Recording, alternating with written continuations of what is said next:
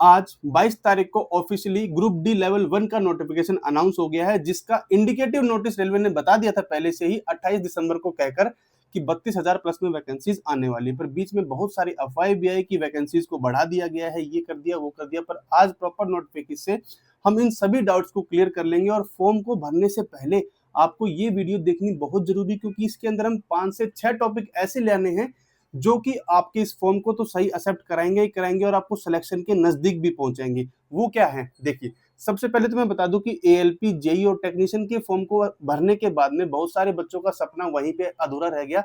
Exam की तो बात दूर, उनको फॉर्म एक्सेप्ट करने में भी दिक्कत हो रही थी, उनके फॉर्म रिजेक्ट हो। दूसरी बात, 25 फरवरी से लेकर 6 मार्च तक आपको मॉडिफिकेशन का समय मिलेगा, पर उसमें 3 से 4 चीजें ऐसी रहेंगी जिनको आप अगर अब भर देते हो तो उनको चेंज आप कभी नहीं कर पाओगे, तो उनको बहुत ही ध्यान से बनना है। तीसरी चीज, फिजिकल एफिशिएंसी टेस्ट मेल और फीमेल का थोड़ा सा अलग है। फीमेल को फिजिकल एफिशिएंसी टेस्ट से पहले एक डिक्लेरेशन सर्टिफिकेट देना है। वो क्यों और कैसे देना है, कौन सी आरआरबी का आप चयन करेंगे वैकेंसीज को देखते हुए, ताकि आपका थोड़ा सा सिलेक्शन भी आसान हो जाए और घर के पास भी नौकरी मिले। सबको डाउट थी कि कितने एग्जाम होने वाले हैं, तो रेलवे ने अनाउंस कर दिया कि सीबीटी एक ही होगा। पर एक लाइन ऐसी जुड़ी है जिससे आपके मल्टीपल सीबीटीज भी रेलवे रिजर्व रखा है, ये राइट करा सकती है। तो सबसे पहले मैं बता दूं कि 23 जनवरी से फॉर्म भरे जाएंगे और 22 फरवरी तक आप फॉर्म भर सकते हो। उसके बाद 25 तारीख से 6 मार्च तक आपके पास में मॉडिफिकेशन का समय है। टोटल वैकेंसी डिक्लेयर हो गई है, 32,438 वैकेंसीज हैं। एज रिलैक्सेशन कोविड पैंडेमिक की वजह से 3-3 साल का बढ़ा के अब की बार दिया है।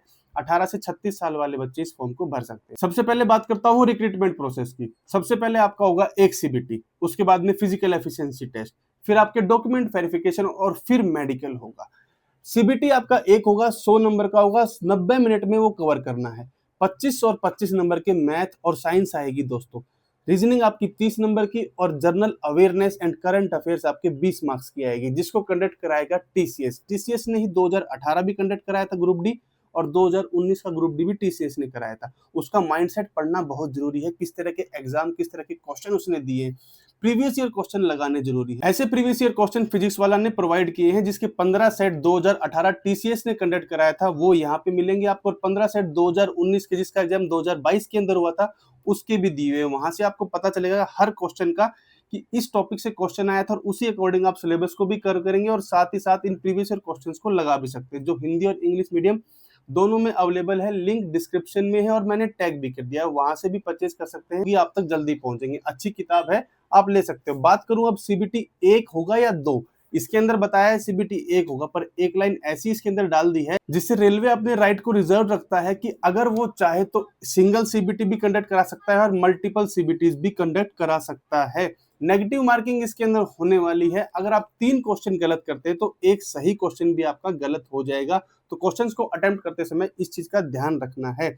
उसके बाद आता है फिजिकल एफिशिएंसी टेस्ट, जो कि सेकंड प्रोसेस है रिक्रूटमेंट का, जिसके अंदर मेल और फीमेल के लिए अलग अलग क्राइटेरिया रखा गया है। फीमेल को एक डिक्लेरेशन सर्टिफिकेट देना पड़ेगा अपने प्रेगनेंसी स्टेटस का। अगर वो क्लेरिफाई करती हैं कि उनके अभी प्रेगनेंसी नहीं है, तो वो फिजिकल एफिशिएंसी टेस्ट में जा सकती हैं, और अगर उस दौरान उनके साथ में कोई भी दिक्कत होती है तो वो जिम्मेवार रहेंगी। अगर आप देते हो कि मेरा अभी प्रेगनेंसी का केस चल रहा है, तो आपको रिलैक्सेशन दिया जाएगा और आपका जो भी कैंडिडेचर है, जो भी आपकी सीट है, उसको रिजर्व रखा जाएगा। आफ्टर प्रेगनेंसी 6 मंथ के बाद फिजिकल एफिशिएंसी टेस्ट आपका कंडक्ट कराया जाएगा और क्वालिफाई होने के बाद आपको उसके अंदर रिक्रूट भी किया जाएगा, ऐसा उन्होंने क्लियरिफाई किया हुआ है। दूसरी तरफ फिजिकल एफिशिएंसी टेस्ट फीमेल्स के लिए 20 केजी का एक जो बोरा है वो उठा के 100 मीटर दौड़ना है मात्र 2 मिनट के अंदर। अगर आप ये क्वालिफाई करते हैं तो फिर आप 1000 मीटर की रेस को क्लियर करना पड़ेगा 5 मिनट 40 सेकंड के अंदर। वही फीमेल कैंडिडेट्स के लिए क्या है,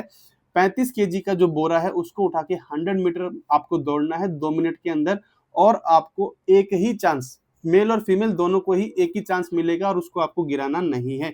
अगर आप भी यही क्लियर कर पाते हैं, उसके बाद आपको 100 मीटर, 1000 मीटर, 1 किलोमीटर की रेस को क्वालिफाई करना पड़ेगा 4 मिनट 15 सेकंड में।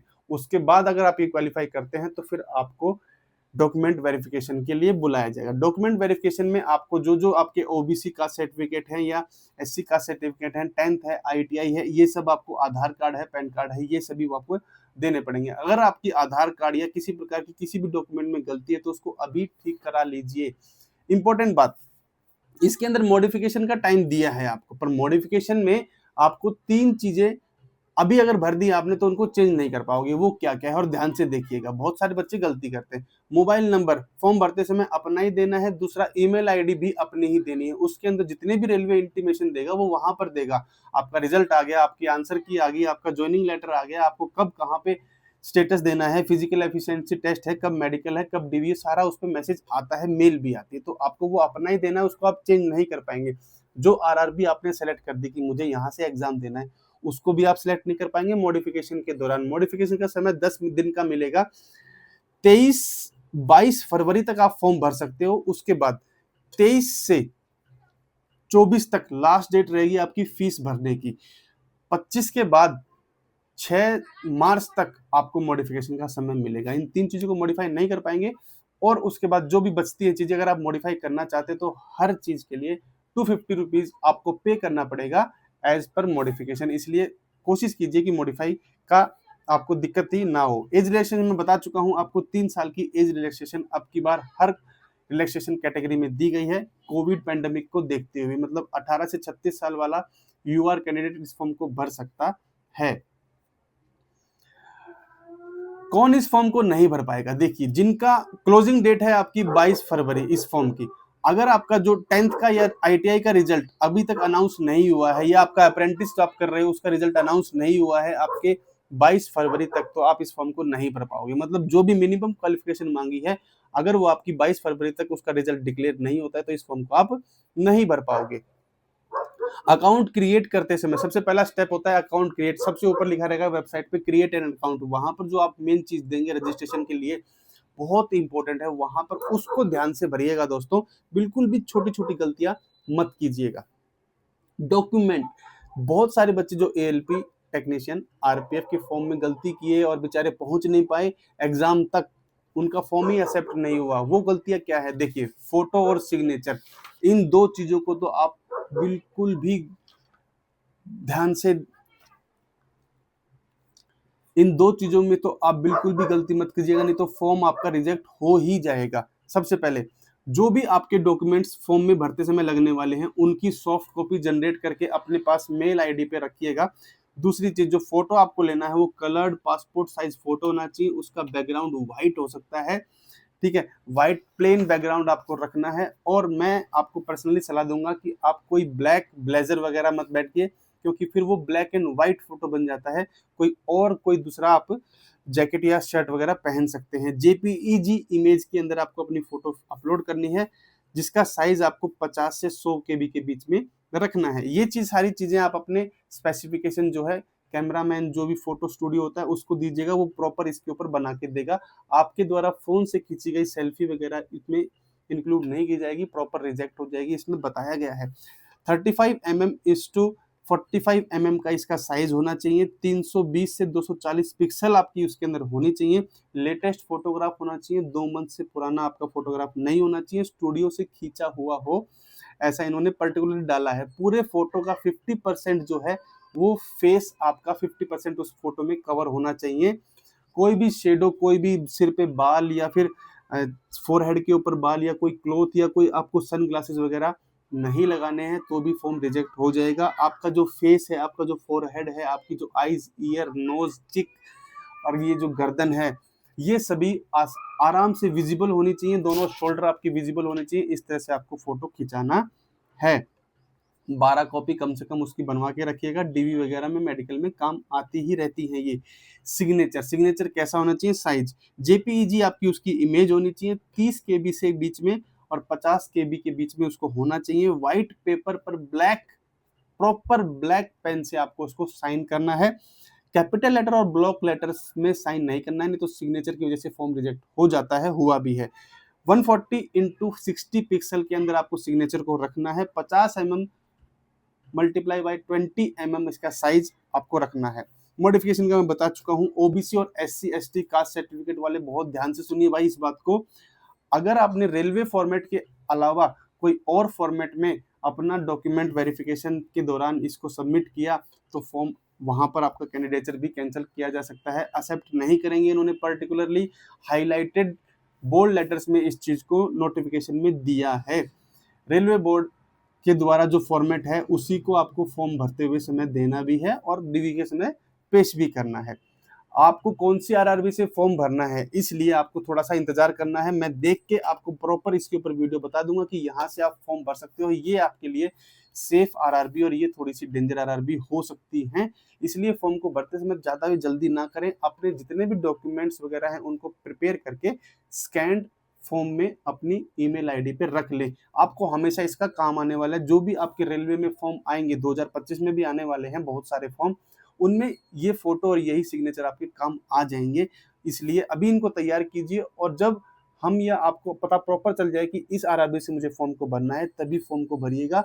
और अगर आप भरवाते हैं कैफे वाले से फॉर्म को, जो साइबर कैफे वाले होते हैं, तो बिल्कुल जब उसके पास में फ्री टाइम हो तभी फॉर्म भरवाइएगा। और फॉर्म के डॉक्यूमेंट्स देके बिल्कुल घर नहीं जाना है, फॉर्म उसके साथ में बैठ के भरवाना है, क्योंकि वो अनाप शनाप गलत सलत भर देते हैं और फिर आपको दिक्कत झेलनी पड़ती है। आप अपना ही मोबाइल नंबर दीजिएगा, क्योंकि उसके अंदर जो जनरल वाले बच्चे हैं 500 रुपये फॉर्म के भरेंगे और एग्जाम देने के बाद में 400 रुपये रिफंड होंगे। उसी तरह एक्स सर्विसमैन, ओबीसी, ईबीसी वालों को 250 रुपये के पैसा लगेगा और 250 रुपये आपके रिफंड होंगे। तो आपका अकाउंट नंबर जो आप देंगे उसी में आएगा। तो ये बिल्कुल चीजें श्योर कीजिएगा कि सभी चीजें आपकी रही हैं, ईमेल आईडी, फोन नंबर वगैरह। वो अपना फोन नंबर जल्दी जल्दी में मेल आईडी डालते हैं, इस चीज से अवॉइड कीजिएगा। फिजिकल एब्सेंस सारी चीजें मैं लगभग कंसिडर कर चुका हूँ। अगर आपकी कोई भी क्वेरी रहती है तो आप मुझे मेरे टेलीग्राम चैनल पर भी मैसेज कर सकते हैं। और रेलवे का जो ये क्वेरी नंबर है, ये हेल्पलाइन नंबर है, और ये जो वेबसाइट है rrb.help@csc.gov.in, इस पे भी उनको मेल वगैरह कर सकते हैं और इन नंबर्स पर भी कांटेक्ट कर सकते हैं सुबह 10 बजे से लेकर शाम 5 बजे तक।